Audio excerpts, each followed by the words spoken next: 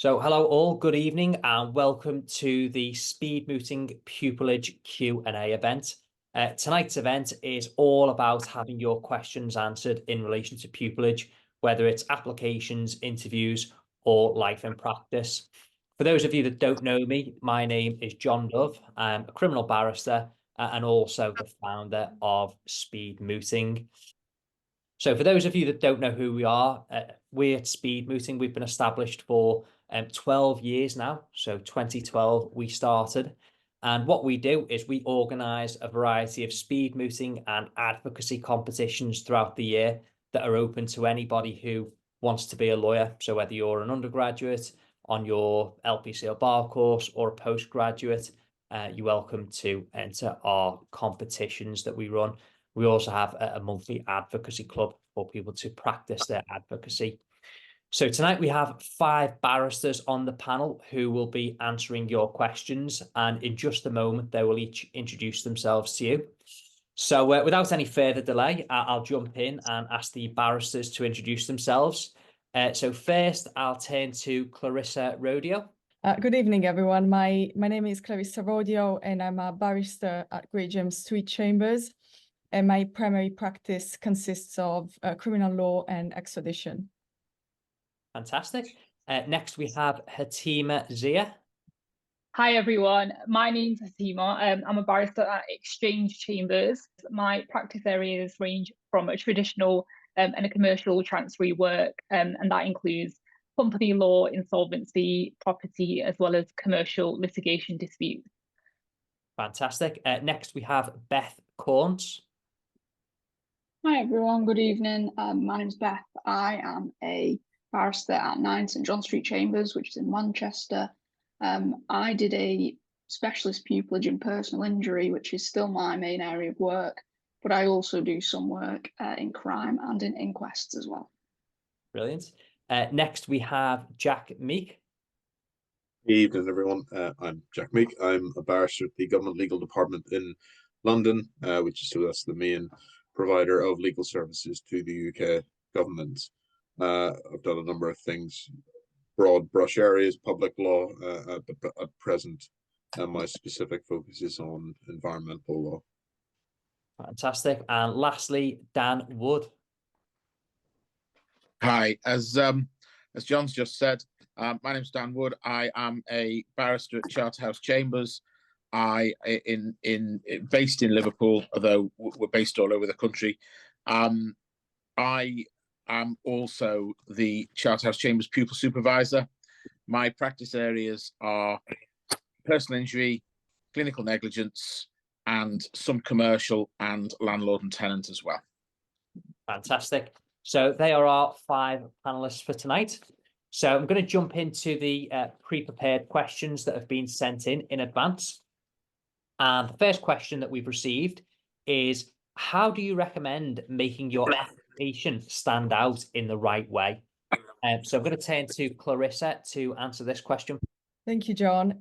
I've got a few recommendations in this one.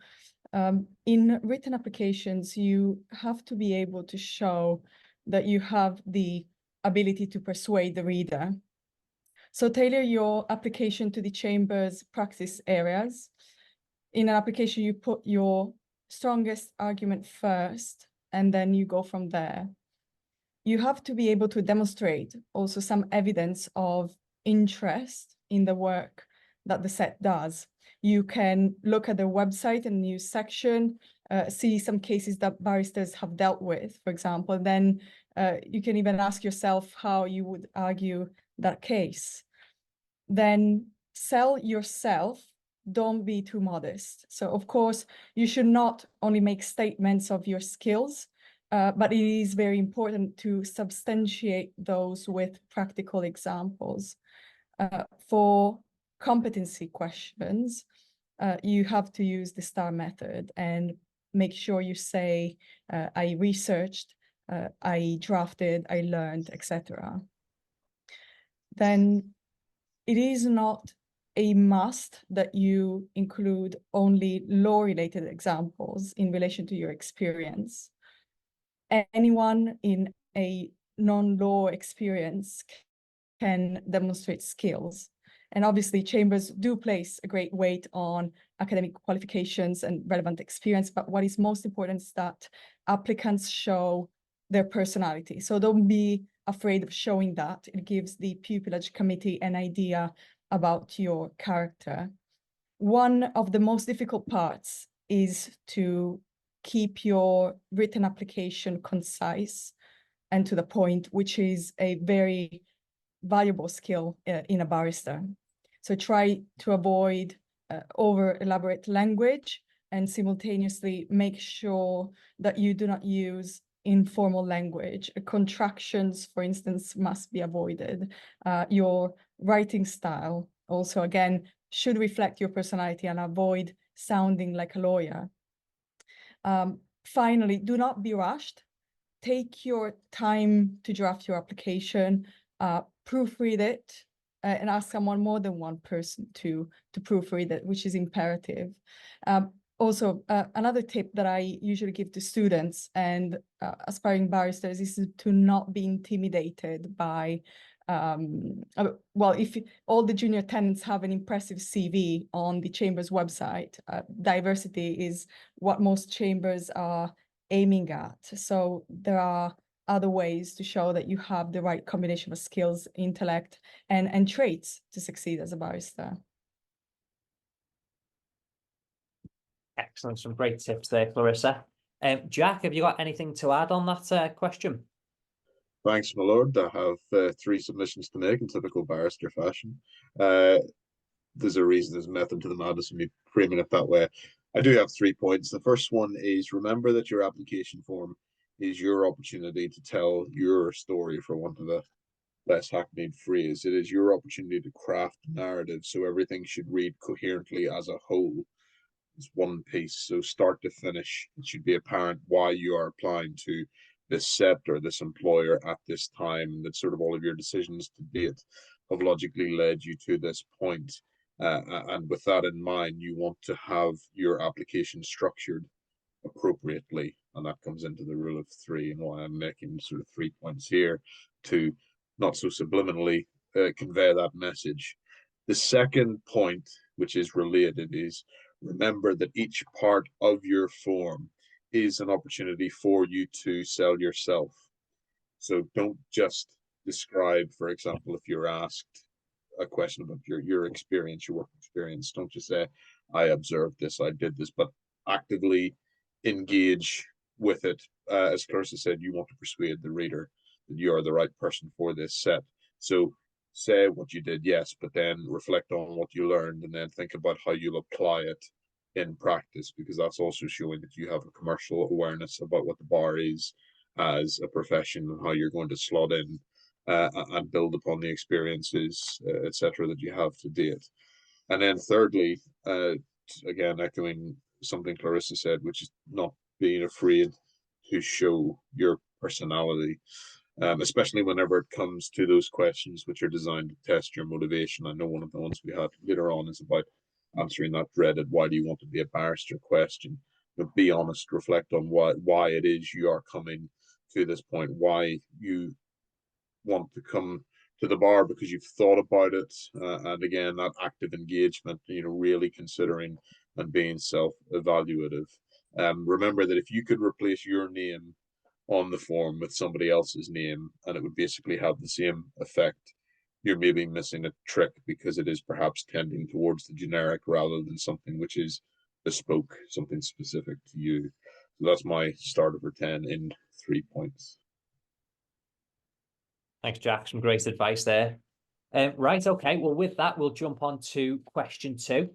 And the second question we've got, what are the common pitfalls that you see applicants fall into? Beth, would you like to start us on this one, please? Sure, yeah, thanks, John. I'm going to follow Jack's example and make my 3 submissions.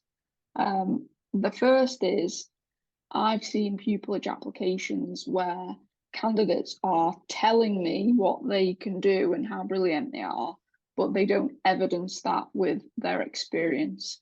And anybody can write a pupillage application and say, I've got excellent people skills, but I need to see how you're going to demonstrate that. So if you've worked in a pub and you've serve people drinks, that's a really good way of showing that you've got good people skills. Always bring it back to your experience. The second common pitfall I've seen is not getting to the point quickly enough. When the barristers in chambers are marking your applications, they see a huge number of those applications, and they have realistically rather a short amount of time to actually read each one. So keep it brief and really try and highlight and draw out the key points. If you need to give your answer in 250 words, then by all means do that. But if you can say it in 150 words, then more the better. And in particular, I would avoid repetition. There's no need for it, but also your application is an example of written advocacy, and repetition should be avoided. The third point, which again has already been quite rightly picked up by Jack, some applications we see are, I am a generic pupillage applicant, and this is why I should be given an interview.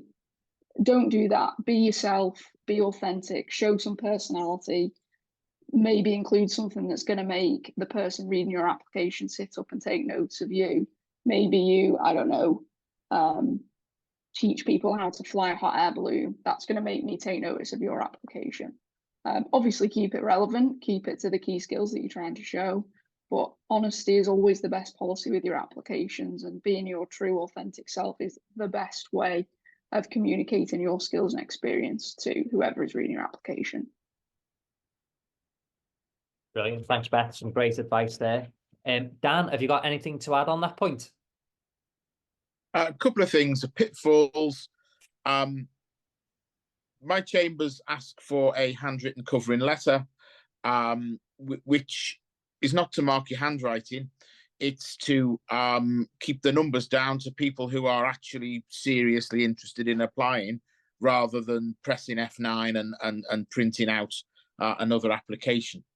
If you are writing a covering letter, if you are sending anything like that to chambers, write it on some nice paper. Bugbear of mine when I get these is the letter is written on a jotter pad, on a line notepad, written on a spiral bound notepad or a lined exercise sheet, and then just pulled out. Once somebody pulled it out badly and ripped the bottom corner off, and they still sent it in. Write it on some nice paper. We still mark everyone and don't take that into account, but somewhere that is going to put somebody off because it looks like you can't be bothered. Similarly, it's been said before, read it again and get somebody else to read it, because there's nothing more embarrassing than typos or word duplication or something that doesn't quite make sense. Just makes you look, again, a bit slapdash. If you are going to refer to members of chambers and say, I've seen Mr. X, I've seen Miss Y, do so in neutral terms. Don't say, I'd love to come to your chambers because I can learn from Mr. X. I think he's dreamy. I think he's the very best, as people have done, because if they're not on the panel or they're not on the interview panel or on the reviewing the applications, you might get somebody's backup.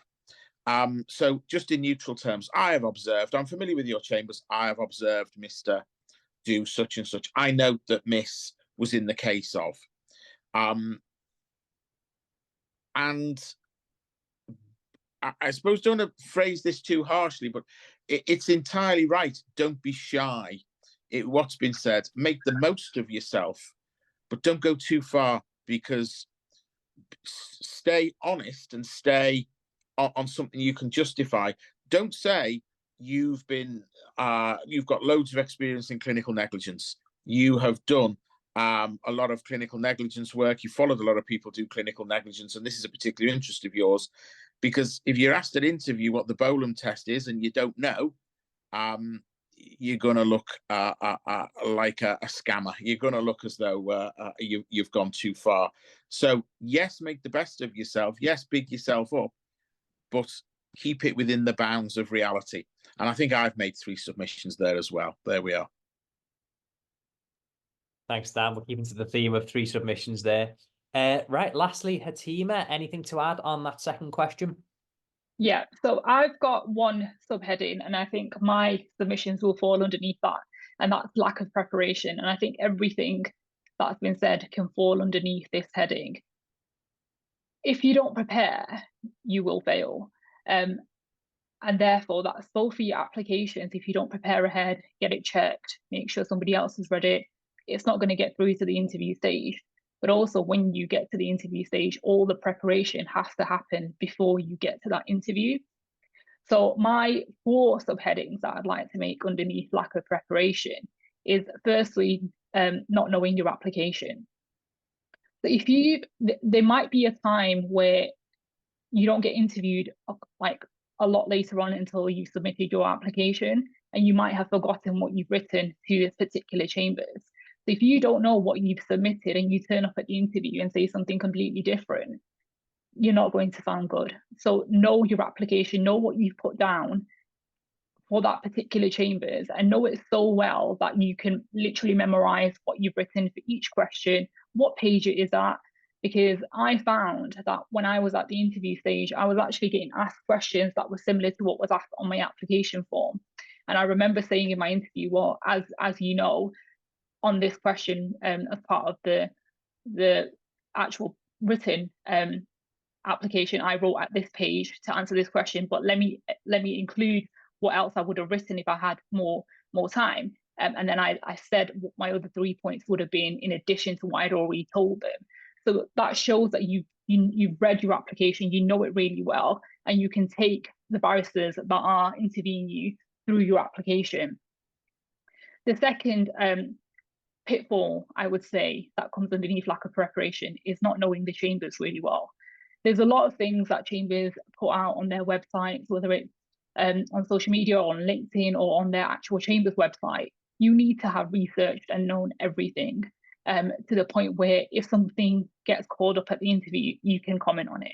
If you don't, then it doesn't show that you're interested in that chambers. And that's why you need to prepare for that particular chambers. And it might seem like a lot of work. If you're getting interviewed by 6 or 7 different chambers, that's a lot of prep time to research each individual chambers, knowing their practice areas, what type of work they've been involved in, what's the training like on the junior end. You need to tell them that you know what you're getting yourself into. So research the chambers and everything that you can possibly find out before the interview. And that can include just speaking to someone at events like this, or mini pupillages that you might do, or forums that you might attend. Any inside knowledge that you can get, that you can bring out at the interview stage, will only just build your confidence and show them that you really care about being at that particular set. The third advice that I'd like to give is practice the type of questions chambers will ask. So each chambers will have their own individual way of assessing their pupils. For example, our chambers at Exchange, we look at competency-based questions. So from the application stage, the paper sift, through to the interviews, and that's both rounds, all the questions that you get asked are competency-based. And all the competencies that we assess you on are on our website. So if you turn up to the interview and you don't know the different competencies that we assess you on, it's not going to look good because it's already out there. It's really easy to find. So practice your questions based on what you know these chambers is likely to ask you. Some chambers will make it really simple and just tell you the first round is going to consist of 5 minutes of random questions, or we might ask you a bill application, or we might ask you to do a 5-minute presentation, and this is the question that you'll get. Practice doing those things, because if you don't, then it shows that you've not prepared. And the fourth thing that I would like to add is really simple, and it's really, really annoying when people don't get this right in its presentation. As a barrister, your written presentation is what will make you stand out. But at the interview stage, if you don't dress smart and your shoes matter as well, that will really put you down on the list in terms of scoring when it comes down to interviews. And that's something that can be really easily worked on. So prepare what you're going to wear on the day, have your shoes ready, have everything ready and prepared for all your interviews. So those would be my 4 tips to ensure that you don't fall through the common pitfalls. Great advice there, Hateema. Yeah. Can I just jump in? Can I just jump in? Yeah, sure. We do our first rounds on Zoom. So if you get invited to a Zoom, don't worry so much about your shoes, okay? That takes the pressure off a little bit. Brilliant. Okay, we'll jump into question 3 now. So it's question 3. I work in the medical profession. How would you advise that I gain relevant legal experience without having to give up my existing role? And I suppose by extension, we can extend this to anybody that's working full-time and looking to gain some sort of legal experience. So does anybody want to jump in with a suggestion on this one? I'm happy to sort of take a stab. Yeah, as somebody who took a long time, much longer than planned to get pupillage, took 6 years of applying for me. I necessarily had to fill time doing legal work in the meantime, but I understand too where people have been doing other things and then they're worried about sort of legal knowledge. The thoughts that came to mind here were, as a way in, perhaps look at some areas of law that relate to what you're doing now. So if, for example, you're in the medical profession, maybe see if you can go to a mini pupillage where you're seeing some medical negligence work, or regulatory work involved with the GMC, for example. So that gives you a flavor, and then you can maybe start making connections and go from there. The other thought, something like, you're coming along obviously to this tonight, but look out for online training and conferences, things that you can dial into just to get your legal knowledge sort of developing and enhanced. And then the third thing I'd say, which is perhaps sort of whenever it comes time to put in applications or interview, is don't shy away from what you do now or what you have done. Others on the panel have mentioned, for example, the STAR criteria whenever it comes to competency-based questions, where you're being asked, give us a time when you have demonstrated such and such. Don't be afraid of leaning on past experience if that is evidence of the skill that you want to demonstrate, because you're not qualified as a barrister until you've gone through the pupillage process. So obviously it's only so far you're going to get without actually practicing. So don't shy away from what you've done, and remember too that if you are perhaps changing career, or you've done something else, you are perhaps in a better position to give those more bespoke answers in your form, because you probably can't say, I've always wanted to be a barrister because of this, this, this, and this, if you've done something else. But what you can do is say, look, I've done something else. This is how I've developed my skills, but having thought about it and observed this and gone and done something else, I've made the informed decision that I want to take this leap. So those are the 3 things that I'd suggest in response to this question. Brilliant, great answer there. Does anyone else have anything they want to contribute to this question? Yeah, I just like. Sorry, go on, Hateema. You yeah. I was just going to say, I think Jack's right. You don't have to do minis like 5 or 6 or each chambers that you apply for, because there's so much available that's online and ways to interact with chambers and barristers. A lot of stuff is being done by Zoom. So if you can fit that around your working hours, then it is possible to do that. I was interviewed by the chambers where I didn't do a mini, and there's only so many minis you can do. So I think as long as you can show that you have researched and you have done enough in the time that you have with the working or the responsibilities that you have, then that should be enough. Thanks, Hateema. Beth, were you about to jump in as well? Yeah, I agree with everything that's been said. I think the other point is hopefully something that's a bit more reassuring. I think chambers should and ordinarily will be understanding that if you work full time in either a law-based role or otherwise, there is going to be a limit on what you can practically achieve outside of that employment in terms of mini pupillages, mooting competitions, visiting court, things like that. And in many ways, having that experience, either law-based or non-law-based, it is possibly more advantageous in terms of the skills that it demonstrates to chambers than it is a drawback in terms of other things that you might not be able to do.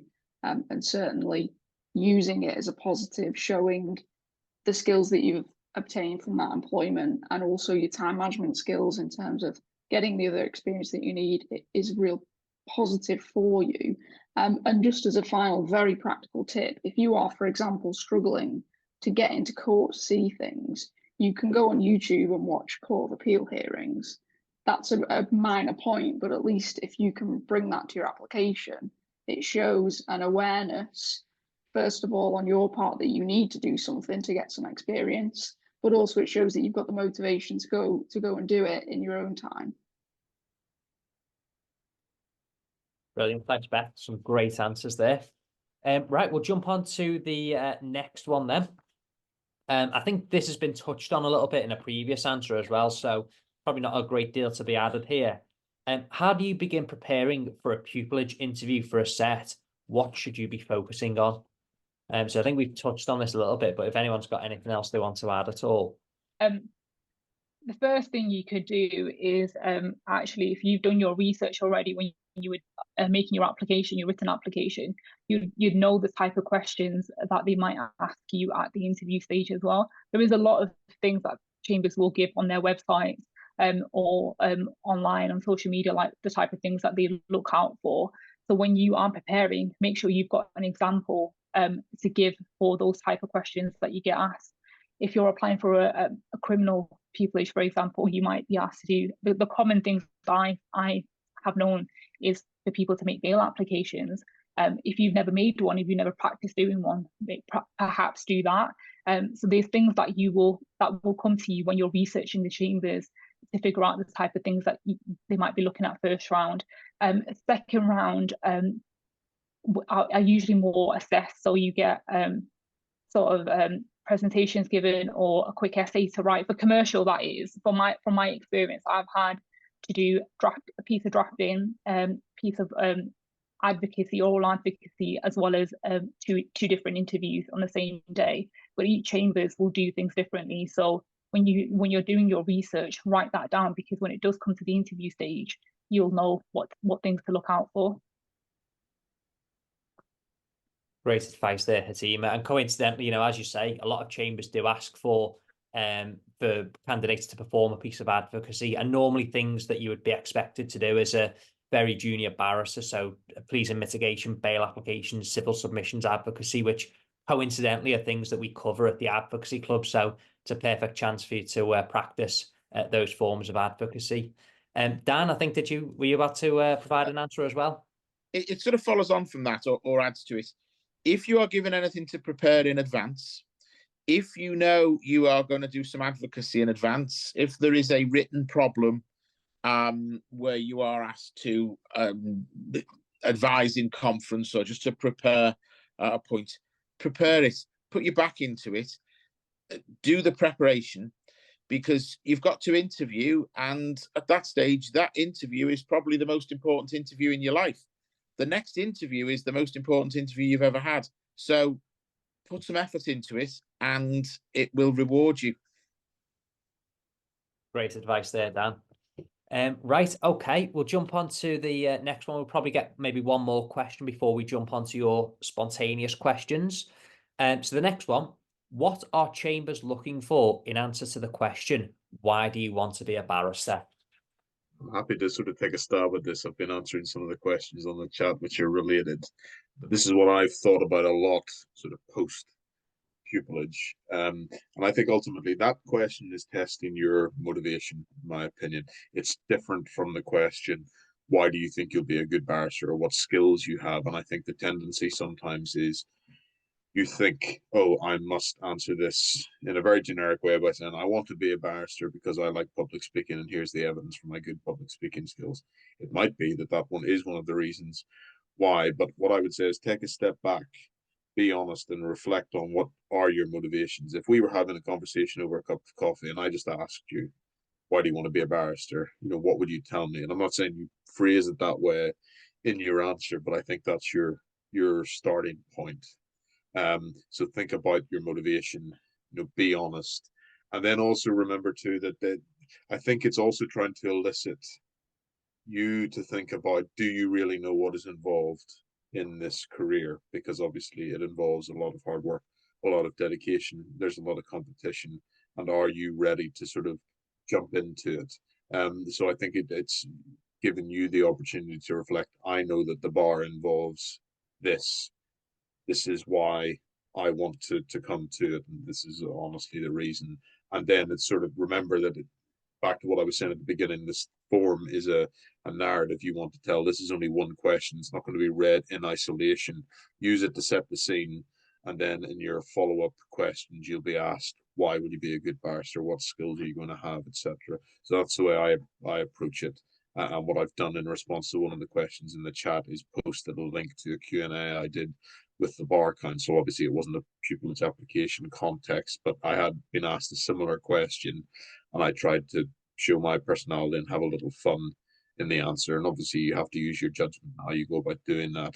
But to my mind, it's about motivation. Great advice there, Jack. Anyone else want to contribute anything for this question? I would also think about why law, and what is it that attracted you to the law in the first place. And it can be anything, and you're sharing your personal story, and you have to be comfortable with that. And it can be even an experience that you've encountered which had a significant impact in your life. It can be even witnessing the impact of justice on individuals, and then it will flow from there. But in order to help you prepare for that question is asking yourself, why choose law and not something else? What inspired you to become a barrister? What sparked your interest in pursuing this career, and what does it mean to you? And I would suggest to be yourself, and most importantly, do not answer how you think that that the set wants you to answer. Brilliant, great answer there, Clarissa. Does anyone else want to jump in on this one before we move on to the spontaneous questions? Perfect. Okay, we'll move on to the spontaneous one. So I can see that a few of you have been typing away furiously and popping questions into the chat. So we'll work our way through those. And if anyone wants to come up and ask a question on the microphone as well, feel free to pop your hand up, and we'll turn to yourselves as well. So whilst those of you here in attendance are having a think about that, I'll start with the questions in the chat box. So the first one says, in describing ourselves concisely, would it be preferable to do something in point form rather than an essay format? Anybody want to answer that one? So effectively, when answering a question on the pupillage form about ourselves, should it be bullet point format or full prose? Personally, I would say as part of a letter or as part of a statement, it should just be in prose form.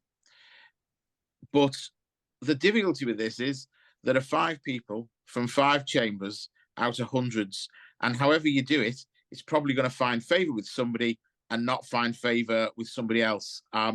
You can't please all of the people all of the time, I suppose. So in the end, do it how you feel most comfortable with. Perfect, great answer there, Dan.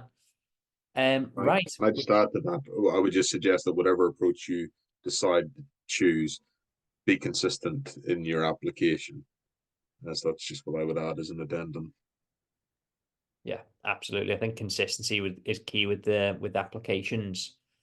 Okay, so the next question, can you give an example of how your application showed your personality? Anybody want to jump in on this one? Usually it's much easier to show that in cover letters, I find. You just be yourself, express yourself, don't be afraid to do that. You have to be authentic and honest. That's my view. I think my advice for what it's worth on that question is You know, it's been mentioned earlier on to talk about examples. So everything that you say, back it up with authority, back it up with an example. So, you know, if you say you've got good people skills or good public speaking skills, whatever it might be, you're backing those up with examples. And if you can give examples from your regular day-to-day life, so if it's a part-time job, if it's a hobby that you've got an interest in, and then you can weave that into an answer to give authority for something, I think that that goes some way to showing your personality. So you can show that you're not just sort of a square that just lives and dies by, you know, studying for the law all day, taking exams and doing mini pupillages. So if you can give an example to back up an answer that you're giving, and it comes from a non-law context that shows what you're interested in, what your hobbies are, or what you do, I think that's one way to show your personality. All right. Next question.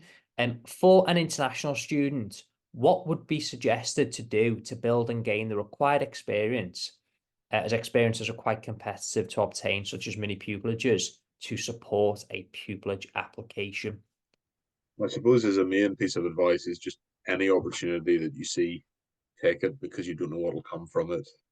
And you may decide to go and do something and you may not like it, but you've learned something from it. And I think, as I've said throughout, the key thing is that you are engaging and showing what insight you've gained. And I suppose the thing is as well, as an international student, you know, don't take a defensive attitude and think, oh, because I'm coming from the outside, you know, I don't have a right to be pursuing this opportunity. You know, I have worked with the Bar Council on, you know, social mobility, so it's sort of coming from the outside in a different context, and you have to project confidence even if you don't feel it, and be reassured that, you know, lots of people experience sort of that imposter syndrome. But again, you know, come to these events, ask the questions, and, you know, put in the applications, use the experiences that you have.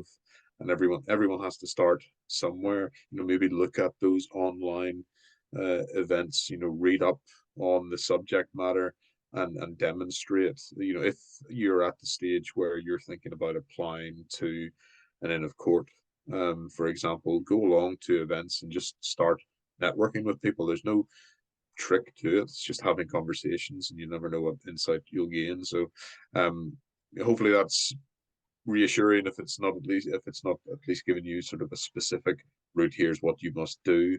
But I think often we get hung up on thinking I have to do this specific thing, when actually any opportunity is a beneficial one, or can be. Brilliant, great advice there, Jack. And I think you've hit the nail on the head. You know, networking is I wouldn't say crucial, but can be helpful. And particularly if you're somebody who comes into the law with no contacts whatsoever. So what I found as a student, you know, that was exactly my background. I had no connection to the law whatsoever. So what I used to do was I would go to court quite often just to watch advocacy.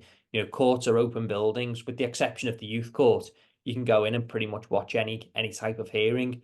It's a good way of you actually seeing advocacy in action, so you'll help develop your own advocacy skills sort of through osmosis. On your application forms, it's a good way of showing the motivation, coming back to that. But also, being in court, it's a good opportunity to network. So, you know, once you're outside the courtroom, if you see somebody in a wig and gown, go and have a chat to them. And, you know, just introduce yourself, ask what they're doing, and you never know where that might lead. It's a connection for you. Potentially it could lead to, you know, some sort of shadowing opportunity. So I think getting yourself in court, you know, it's something that anybody can do. And I think it's a great opportunity for you. And the next question we've got, how many chambers would you recommend applying to? $1 million question. Anyone got any thoughts on this one? Yeah, I would say that there isn't really a set number. I think everyone's got different numbers that they can meet, but I would say it's dependent on how much applications that you can get out that are quality applications, and it's not about the quantity of applications that you do. So if you think you've got the capacity to do 7 good applications, then do 7. But if you think you can only do 4, then do 4. Don't try to do lots just because somebody else is doing 10 or 11. If you can't do that, then don't do it. It's a waste of time. I don't think the first time, because I didn't get pupillage the first time round, the first time I applied, I would do my applications in a day or two. But the year that I did get pupillage, those applications took weeks to do. So don't underestimate how long it takes to do one really solid application. You know, there's a lot of drafting. You need other people to read over it and come back to you with comments, and then you amend, and then you redraft, and you reread, and you come back the next day. You might pick up on things that you didn't pick up the first time round. So if you take that all into account with everything else you might be doing at the time, if you're doing the bar course or if you've got a job, there's only so much hours and so many applications you can do. So be honest and realistic in how much you can produce in the time that you have. Can I just add to that answer? I think there's two other considerations in terms of how many applications you can make. One is if you have a geographical restriction. So let's say you can't move out of the Northwest, which is where I live, and I was in this position. I was only applying to chambers in Manchester, Liverpool and Preston because I had reasons why I had to stay in this area. The second thing that might restrict the number you make is practice area. It will depend on which practice area or areas you are interested in. If you are interested, say, in crime, there tend to be more pupillages at more chambers available, and it may be that you want to make more applications. If you're going for something a little bit more niche, say personal injury, in my experience, not every chambers within a set geographical area will offer that pupillage every year. And if you really desperately do not want to do crime, there's little point in applying for a criminal pupillage just so that you get your number of applications up. Brilliant advice, Beth. Can I just add to that? Actually, Beth, so I was in a similar situation because I applied for commercial and I wanted to stay in the north, but there's only so many chambers in the north that offer a pure commercial pupillage. So I was applying for London sets as well. But if I it was the northern sets that were the ones I wanted. So there was only a few of them that I could make because they didn't offer a commercial pupillage every year.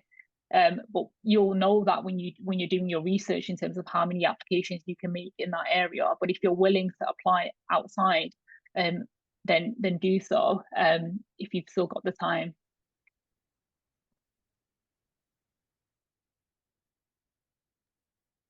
Excellent. Okay. I think stemming on from that question as well, the next one we've had, it says regional or non-London sets want you to evidence links to the geographical area. How would you evidence this if you don't have any direct links to that area? And would that be fatal to your application? Well, how do you evidence it when you've got no evidence? Seems to be that question. You can't. It wouldn't necessarily be fatal to the application. But what chambers I suspect in regional sets are looking for is a commitment to the future, that if you are successful in your pupillage, you are going to be around for some time afterwards. So if all of your links, all of your family, all of your friends and your partner and your boyfriend all live in Southampton and you're applying in Newcastle upon Tyne, there's going to be a raised eyebrow about how long are you going to stay, or are you going to work your way back to the south coast or something of that nature. So you don't have to evidence necessarily links in the area, especially if you haven't got any, but understandably, because pupillage is a big investment in terms of time and money, evidence a commitment to remaining to remaining there, to the chambers or to the area, preferably to the chambers, that if you're successful, you're going to stick around. Yeah, absolutely. You've hit the nail on the head there, Dan. Right, I can see a hand up. Christian, would you like to ask your question to the panel? Yeah, thanks, John, and thanks to the panel as well for the discussion so far. Just a quick question on interviews. The pupillage interviews are exacting and challenging. During your interviews, were there any times when you perhaps felt you tripped up or hadn't answered the questions to the best of your abilities? And how did you recover and recenter yourself in the moment? Thank you. Any thoughts on this one? I think we've all probably had those experiences, and I suppose practice. Well, the one advantage of having had to interview and apply for 6 years is I had a lot of experience doing applications and doing interviews. And I think sometimes you can surprise yourself. The ones that go better sometimes are ones actually where you think they haven't gone so well.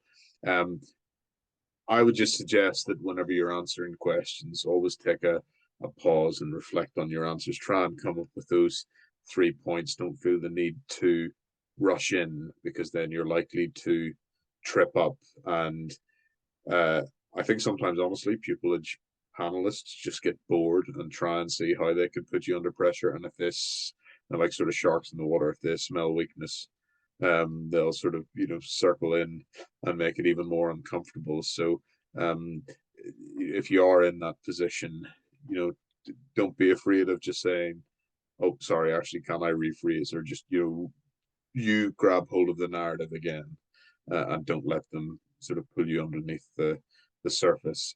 I don't know if there's a specific example that comes to mind, but I think that the feeling is one that I can very much sympathize with. Brilliant, thank you. Yeah. And just to add on to that, I'd say keep going. That just not answering one question well doesn't define your whole interview with that chambers. You might answer the following questions well. So don't think, oh, I've done really bad at this, I might as well just walk out. Keep going. And I think that's a quality of a barrister regardless, because you need to be resilient, and you need to keep pushing through until you're actually out that door and you've done your interview. But if there is genuinely something that you've forgotten to say when answering a particular question, just say so. Say, can I just add this onto my previous question that I've forgotten to mention, and then continue. Brilliant, thank you very much. Okay, so the next one for the criminal practitioners on the panel. I'd like to know, how does one choose if they would want to prosecute or defend in practice? Is it fundamental to figure this out before applications? I can certainly answer that one, but I'll see if anyone on the panel has any thoughts. Yeah, just from I only do sort of crime part-time. Okay. But on that question, as far as I'm aware, in most chambers, if not all, you will be expected to prosecute and defend. Sometimes do them both on the same day.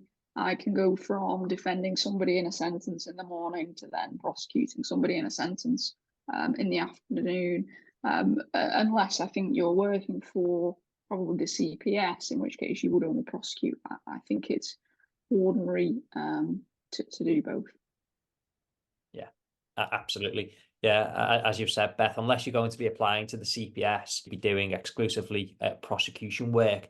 I think there are some certain chambers that will specialise exclusively in defence work.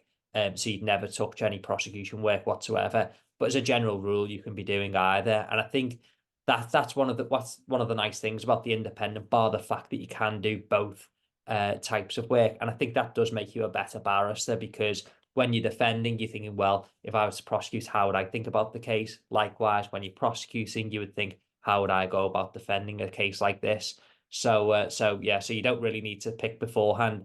Most criminal chambers will do elements of both, so you don't need to pick beforehand.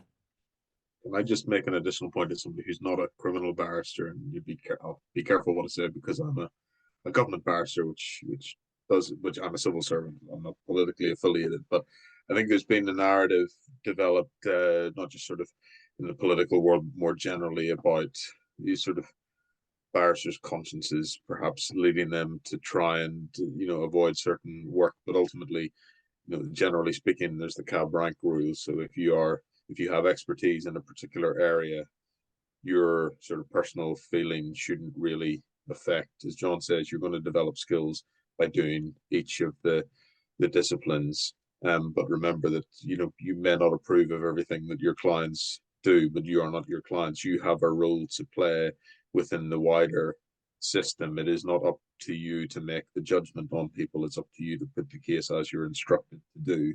And that's not a reflection on you as a person. It's what you are supposed to do.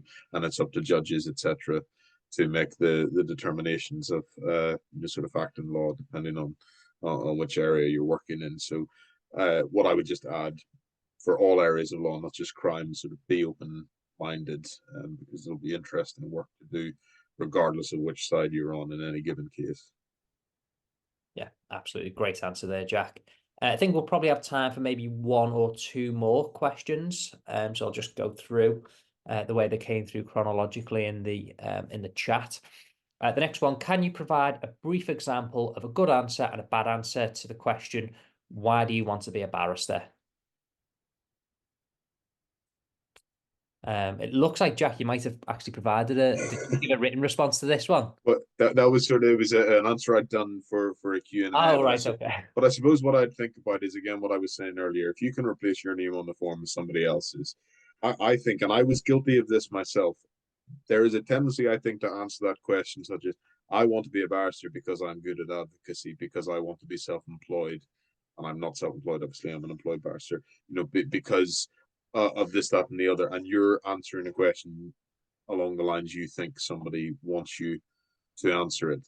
But quite frankly, it's boring, and I would have given boring answers to it. So just don't be afraid, as not just me, but so I know Clarissa and Beth and the others in the panel have said, you know, show your personality on the form. That question, it's the first of many. It's your way to set the context and sort of the background. And I know it's easy for me to say on this side of it, and I know I didn't practice what I preached when I was applying for pupillage. But whenever you're then at this side and you see the applications, then you look back at what I was doing at the time, like, that's why my answer didn't work at the time, because I was just giving the generic boring answer that I thought you had to give, which wasn't asking that question, which was testing motivation. So just, you know, bear that in mind. Yeah, definitely. I think that's a good answer, actually, Jack, so that getting people to think about the motivation behind that question. So yeah, it's a great answer there. Okay, I think we'll turn to just one more before we wrap up. So the question was, I'm interested in commercial law, but don't have a commercial background. I think this is a question for Hateema as a commercial barrister. I don't have a commercial background. Where should I look to increase my awareness of commercial law and, in particular, key issues and new developments? I've just typed the answer in, but I'll say it out loud just in case anybody else has a similar question to ask. Commercial law is really broad. So the way that I practiced prepping for my interviews when it came to commercial awareness is reading the news. You need to read the news every day. And it could be any news, like it could be any news that is good enough to get a good commentary and understanding of what's happening in the world and in the UK. So I would read the FT. And when you're reading the news, try to form an opinion. So once you've read the article, think about, okay, what do I think about these issues? If this was asked in an interview question about what are my thoughts on this particular incident that's happened, how could I argue one way or the other? And that will build your commercial awareness.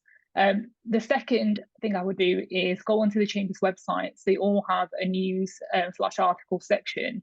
And they will bring out type of cases that the barristers have been working on, or what's current right now, or they will write some sort of articles that is of interest to people. If you read them and think about, you know, the issues that they're talking about, and then do some research on that, and again, form opinions, form your own opinion, discuss it with your friends and family, that will help you to bring your commercial awareness to the forefront.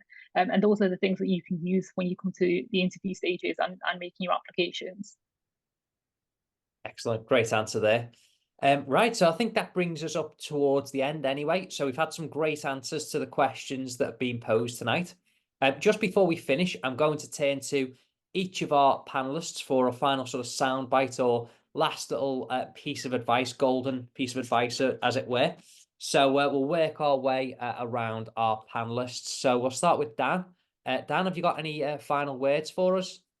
Yes, I think prepare well, be yourself, and particularly in relation to that question, why do you want to be a barrister? Tell the truth. Brilliant. Great answer there, Dan. Clarissa, any final words for us? I do. In an interview, when you answer questions, know when to stop. So it can be easy to keep talking. The answers that you're giving demonstrate your advocacy skills, and therefore be brief. Do not feel like you have to continue giving examples. So if you made your point, stop and leave it there. And remember to signpost, which in my view gives a structure and it will be easy to follow. Perfect. Hateema, any final words of advice? I think look after yourself. It's a really difficult journey to embark upon, and it will be difficult getting through to the interview stages, and then once you start your career as well, it is hard work. But check up in yourself. Don't feel like that this process is almost like you're walking on a tightrope, because if you don't get this, there is other things that you can do that is just as worthwhile. I know it's easier saying that now that I'm on the other side, but having gone through that process and not having obtained pupillage the first time round, it's really important to look after yourself through this process. And the more you do that, the more you'll enjoy it when it does come to the interview stages. Brilliant. Beth, any final words? Just use the application process as an opportunity to be really self-reflective and self-critical as well. We've spoken a lot about showing your motivations for why you want to be a barrister. I also think it's useful to show a journey. If you've been on one, which I'm sure everybody has been, how have you got to this point of wanting to be a barrister, and why, based on that journey, do you think you're going to be good at it? Thank you. And last but not least, Jack, any words of wisdom for us? Very simply, and for the love of all things sacred, don't give up. If I can do it after 6 years, after over 100 written applications, after a score perhaps of interviews where I have had everything thrown at me, nobody was going to tell me that I wasn't fit for this profession. Nobody was going to tell me that I couldn't do it. And it didn't matter how many times I got told no, I knew it was right for me, and I kept going. And sometimes that was difficult. Sometimes you do become demotivated, but surround yourself with good people, the right people. I'm not talking about sort of barristers. I'm talking about your friends, your loved ones, your family. People that keep you grounded, and people who believe in you, because that will help you to believe in yourself. If it's right for you, you will find a way through. So just keep plowing on. Brilliant. Great advice there, Jack. Very motivational. And great advice from all 5 of our panelists. I think the one thing I would add is remember, your application is your sales pitch to Chambers. So don't be too modest. Don't downplay yourself. Promote yourself in the best light in your application form. So that brings us to the end of the evening. I hope you found that very useful. I'd like to say a huge thank you to all 5 of our panelists tonight.